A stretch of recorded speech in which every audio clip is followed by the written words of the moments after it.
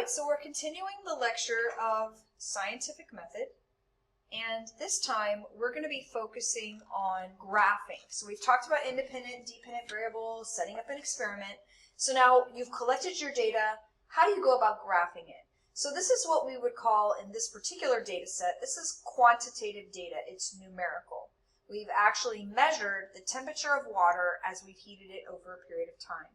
So one thing that I notice about this data is that my independent variable, the thing that I'm changing, and my dependent variable, which is my data, so this would be my dependent. It may not be as obvious in this experiment what my independent is, but my data is definitely my dependent variable, and that's what I would be measuring, and that's my temperature. So since these are both numbers, this should be a line graph. You don't want to make a bar graph if both pieces of data are numerical and you're looking at some kind of a trend. In this case, time is a really common one that lends itself well to making a line graph. So that's number one. Number two, I need to decide which one of these data pieces is going to be my x and which one is my y. So my rule of thumb is that my independent variable, the thing that I change, that's going to be my x-axis. And then my dependent variable, the measurements I take, that's going to be my y. So just a reminder, the x-axis, that's my horizontal one. My y-axis is my vertical one. All right, so we've determined that my temperature is my y-axis because it's my dependent variable, and my time is my x, it's my independent variable. So this is going to be my x, this is going to be my y, x, y. So let's go ahead and start labeling. So my time goes here, and I am also going to include minutes. It's really important that you include units, because how would I know if this is seconds, minutes, days, hours? Without units, this labeling is useless. So you won't get full credit on a test if you forget the units. So I'm going to have time on my x, and then on my y-axis, I'm going to have temperature. And again, I must have units. There's Celsius, there's Kelvin, there's Fahrenheit, so I need units there. Now the next thing, really important, is I need to come up with a scale. So I see that my lowest time is 0. Kind of makes sense to just put 0 at my intercept there. And then my highest time is 10 minutes. So I'm going to measure out, and I've actually pre-labeled this one, but you'd have to do this yourself. I need to make sure that I come up with a scale that 10 minutes will fit, and it needs to be a consistent scale. So in this case, I know that it'll fit if I make just a 1-digit increment here. So I label it 1 to 10. Notice, again, my distance between each of these points needs to be the same.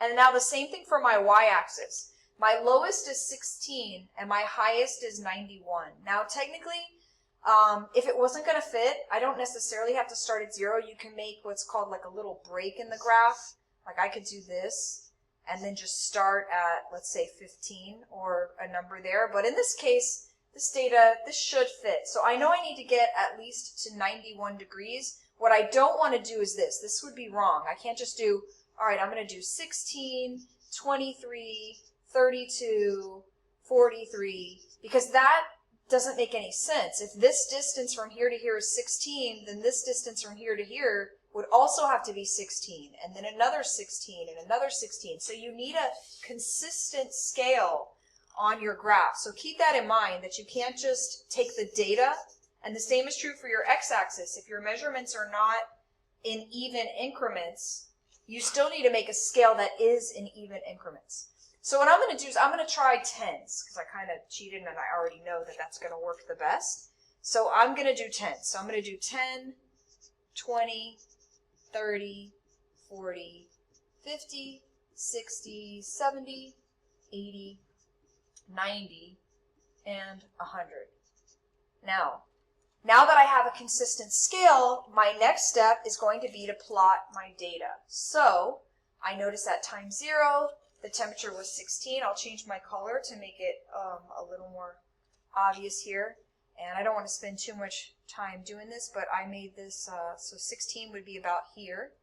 Then at 1 minute, it's 23. So I'm going to say that would be around here. At 2 minutes, it's 32. So that's going to be, again, it's kind of hard to estimate this on a board perfectly. but I think you get the idea. 3 minutes is 43, so that's going to be about here. 4 minutes, 54. 5 minutes is 60. Again, this may not be perfect. 6 minutes is 68.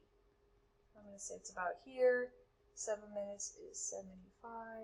Again, my dots are not perfect here.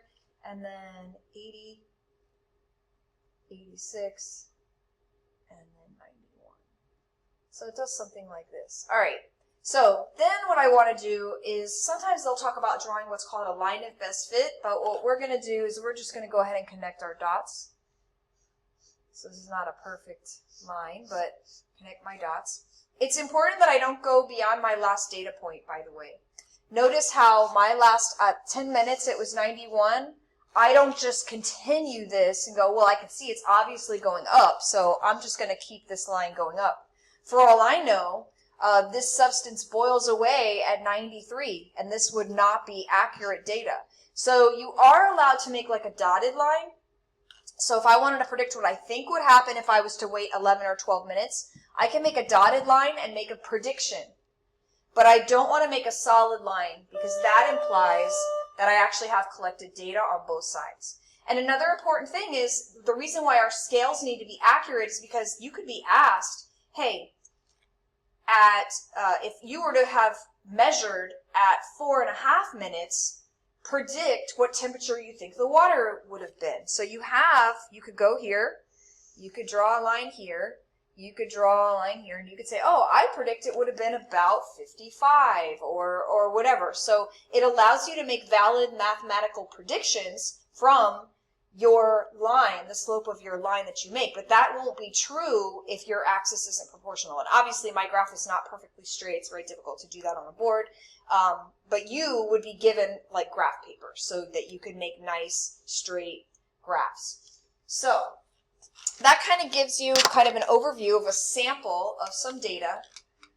Let's go through kind of graphing skills that we just went through. Ooh, look at something I forgot. Title it. So we definitely want to put a title on our graph. So this could be, let's say, water temperature while heating. That would be okay or you could put a temperature change in liquid over time. You could put whatever, but it should be descriptive of what you're doing, not some just cutesy title. And you could put the relationship that you're going to be measuring. So the change in temperature over a period of time, or change in water temperature while heating, something along those lines. So graphing, we want a title. Correct variable and correct axis. Remember, the independent variable is your x. The dependent variable will always be your y. Labeling with units. Remember how we needed to include degrees Celsius, how we needed to include minutes for our time. Make an appropriate scale. You don't want your graph to be super tiny and down here and you have all this empty space. That doesn't make any sense. You want to create a scale so your data fits, but it fills the space because that's going to make it easier to analyze your data later. If I make a graph and I make such a scale that my graph looks like, that my graph is all the way down here in the corner, it's going to be very difficult with all that crunched up data to actually analyze it. Only graph the given data. Like I said, don't extend. You can do a dotted line. You could often be asked to make a prediction, and you could do that.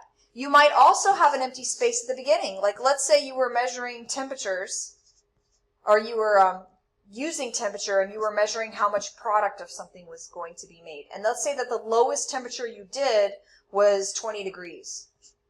Then you wouldn't want to have your line continue. You could do a dotted line of what you might think would happen at lower temperatures, but you would actually have a gap here and that would be okay. Or you could do one of those breaks I mentioned and start your temperatures closer to the intercept there.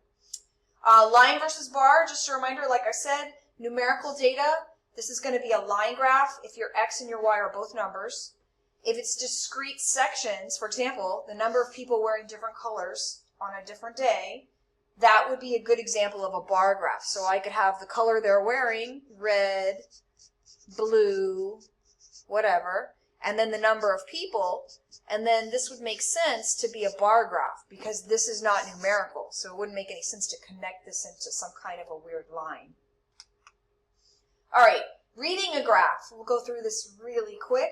So what about reading a graph? So what is the product concentration at 10 seconds? So I see that my y-axis is product concentration in, this is micromoles per milliliter, which is, we haven't talked about what a micromole is, but we will. And then our time in seconds. So 10 seconds, we see the dotted line. Product concentration would be 6, but you can't just say 6. Again, just like you put your units on the graph, you put your units in your answer. So this would be micromoles per milliliter, and that would be your answer. And at what time would you estimate the reaction finished? So you have to think about this. So if it's making products over a period of time, if we notice eventually it isn't making any more product, right? Pretty much is staying the same. So I would estimate, and this is again a bit of an estimate here, but I would say about here maybe the line gets pretty straight. So maybe you estimate 40 seconds, maybe you estimate somewhere back here or slightly over here, but it should be somewhere in this range that this reaction is no longer, nothing else is being made, and so we don't have any additional product, the line just sort of flattens out. All right, here's one more. So this graph, interestingly, has got two y-axes. You have wolves and a set of numbers, and then over here you have moose and a set of numbers. And then they also have a key. If you have multiple lines, you definitely need to have a key so you know which one is which. And so how many wolves and how many moose were there in 1969? So it's easy to find the year. We draw our line up. Oops, here we go, 1969. But you have to be very careful, right? Because the moose, you've got to read this axis. So for the wolves, I'll do the wolves first. So for the wolves, the ones with the white boxes, it looks like my estimate might be around, I don't know, 16 wolves.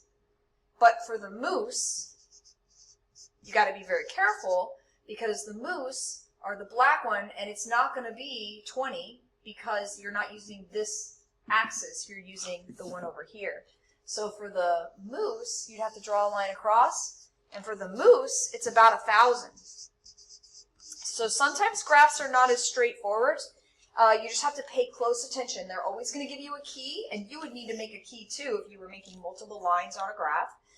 And sometimes I don't know that you would ever have to make a double y-axis graph in this class, but be aware that there are other kinds of graphs. And then why did they use two different y-axes? That's kind of your opinion. And the reason why, if you think about it, is because this scale is so much different than the other one. And also because what they were actually measuring in this experiment is they were looking at the relationship. So by sort of superimposing the two lines on top of each other, you could see that like as one goes up, the other one goes down. Every time one goes up, the other one goes down. And that's what they wanted you to see. If you had graphed it normally, you would have had like wolves down here really tiny, and then moose way up here really tiny in order to make it all fit. And it would have been much harder to see the relationship between the two. So, wrapping things up, theories and laws, make sure you know the difference between, so a hypothesis, remember, was before your experiment. A theory kind of comes after your experiment, and so do laws, technically. Both of them are after many experiments. So a law is usually just a summary of a collection of observations. A lot of times they're mathematical, you know, laws of thermodynamics, the gas laws. A lot of times, you know, you think of like E equals mc squared, Einstein's, so Einstein's law. There are a lot of laws, and they're often mathematical, but theories explain why. So in a law, it's just really a summary. Both of them, again, would be after many experiments. This one is more of an explanation of why. So the laws about gravity would talk about what it is, just here's what happens, and then a theory would be why. It happens because of such and such. Both come after many experiments and are supported by large amounts of data. And here's our little summary of everything as far as scientific method goes that we've discussed in this class. So I hope this was helpful, and I'll be back for chapter 2.